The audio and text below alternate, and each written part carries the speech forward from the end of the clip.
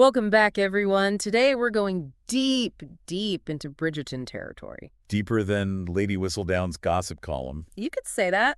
We're diving into the Bridgertons' Happily Ever After by Julia Quinn. Oh, the second epilogues. I've heard whispers. Whispers indeed, and we're here to unpack them all. For those listeners who haven't had the pleasure, these second epilogues offer glimpses into the lives of our favorite Bridgerton couples. Years down the line, like what happens after the Happily Ever After. Exactly. And we've got some juicy sources to help us navigate this. We've got a review from Smexy Books, always a good time. A romance blog that knows its stuff. Then we've got the Goodreads page buzzing with reader reviews, always a mixed bag. And of course, a little note with some, shall we say, intriguing details. Intriguing is an understatement. We're on a mission today. To figure out what makes these second epilogues tick. And most importantly, which ones are worth the read for maximum enjoyment. So if you're a Bridgerton fan, buckle up. I'm excited to see what these second epilogues have in store. You and me both. I mean, who doesn't want to know what happens after the wedding bells fade? Right. Like, do they live happily ever after? Really? Well, the Smexy Books review highlights Daphne and Simon's epilogue. Ah, the OG Bridgerton couple. And apparently, they face the surprise of a late-in-life pregnancy. Oh, wow. That's not something you see every day in a romance epilogue. I know, right?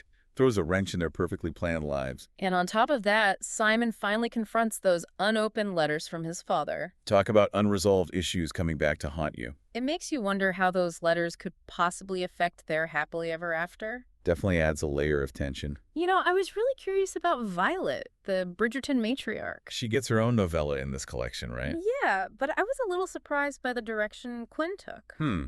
How so? Well, some readers were hoping for a steamy, middle-aged romance. Oh, I see where you're going with this. Instead, the novella focuses on her early romance with Edmund. Interesting choice. It's like going back to the roots of the Bridgerton family. Right. We get to see the love story that started it all. I think that's what makes it so compelling, actually. It's not about the steamy scenes. It's about the foundation of their family. Exactly. It gives us a deeper understanding of Violet as a character. And how those early experiences shaped her into the matchmaking mama we all love. Speaking of matchmaking, let's not forget the Goodreads reviews. Oh boy, those are always a wild ride.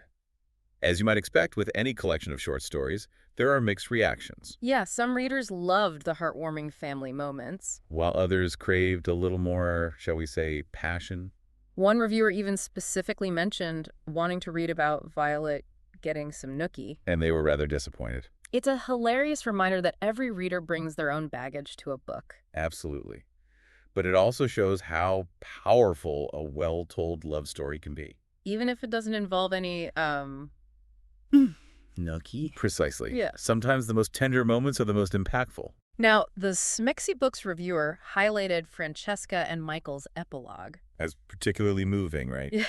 Yeah, it tackles their struggles with infertility. Wow, that's a pretty weighty topic for a book focused on happily ever after. I know, it's unexpected, but it's handled with such sensitivity. Shows that even in a world of romance, life throws curveballs. It's refreshing to see Quinn explore those complex themes. And it reminds us that happily ever after isn't about escaping reality. It's about facing it together as a couple. Exactly. Now, on a lighter note, Benedict and Sophie's epilogue goes in a different direction. Oh, tell me. It shifts the focus to Sophie's stepsister, Posey. Interesting. And what's Posey up to? It sounds like she's on her own quest for love. Makes you wonder if Quinn is subtly expanding the Bridgerton universe. Could be setting the stage for potential spin-offs. Ooh, I love that idea. A whole series dedicated to the Bridgerton extended family. The possibilities are endless. Seriously, it makes me even more excited to dive into these epilogues. I'm with you on that. Yeah. So where do we start? Well, remember that mysterious note we mentioned? The one that simply said, second epilogues previously available. It seems our research team might have uncovered a secret. Ooh, a secret. Do tell. Let's see if our sources can shed some light on this intriguing clue. Okay, I think I've cracked the code. The Smexy Books review mentions that only 3 of the epilogues are brand spanking new. Uh-huh. So the rest have been out in the wild before. Exactly. The other 6 were originally published elsewhere. Makes sense. Authors do that sometimes, especially in romance. It's like a little treat for the superfans. Those readers who devour every scrap of Bridgerton content. So, for some readers, this collection might feel like a reunion with old friends. But it also raises an interesting question. What's that?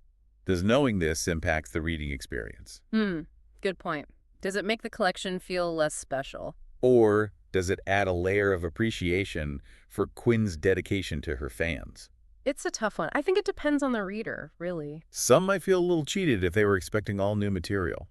Yeah, like, hey, I've read this before. It's like finding out your favorite band's new album is mostly B-sides. Ooh, good analogy.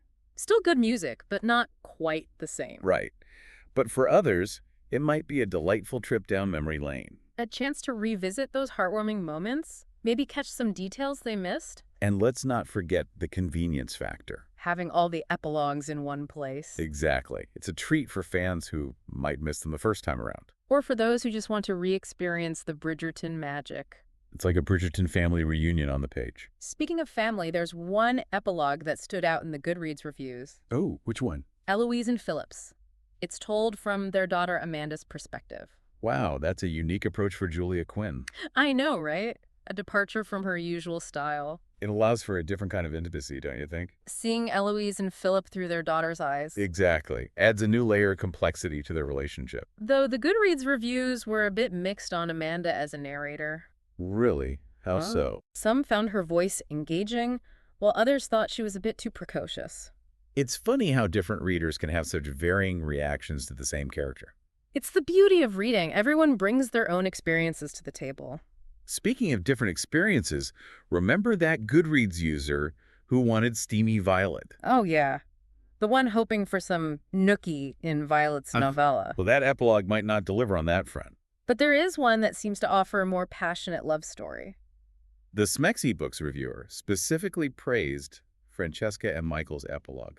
As heartbreakingly beautiful, right? Yeah, it delves into their struggles with infertility. Heavy stuff. But apparently, Quinn handles it with grace. It's a reminder that happily ever after doesn't mean a life without hardship. And that sometimes love is about supporting each other through the tough times. It's also great to see representation of these real-life challenges in romance. Absolutely. Now, on a lighter note, Gregory and Lucy's epilogue caused quite a stir. Ah yes, the arrival of their 9th child. 9 kids. Some Goodreads reviewers found it a bit much, even for a Bridgerton. I could see that. Large families are a recurring theme, but 9 is a lot. It might push the boundaries of believability for some. But hey, it's a testament to Quinn's ability to create larger-than-life characters. Gregory and Lucy's love story is a whirlwind, so a big family fits, I guess. Their love is so abundant it overflows into everything they do. Including their family size. It creates a world that's both chaotic and incredibly heartwarming. It's pure Bridgerton.